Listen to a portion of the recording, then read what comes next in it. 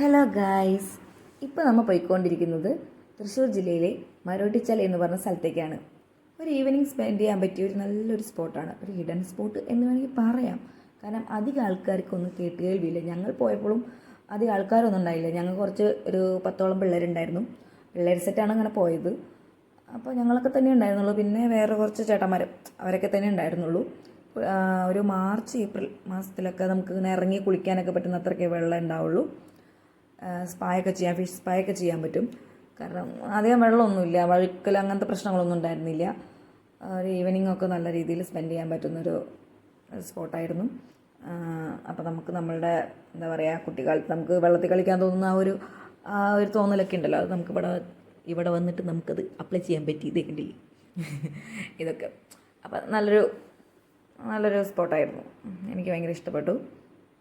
ഞാൻ ഈ പേര് കേൾക്കുമ്പോൾ തന്നെ എനിക്കിങ്ങനെ എപ്പോഴേക്കോ ഇങ്ങനെ പോകണം എന്നൊക്കെ തോന്നിയിരുന്നു. അപ്പോൾ ഞങ്ങളിതിന് വേണ്ടി ട്രൈ ചെയ്തതുമാണ്. അന്ന് നടന്നില്ല, പക്ഷെ ഇന്ന് ഞങ്ങളത് നടത്തിയെടുത്തു.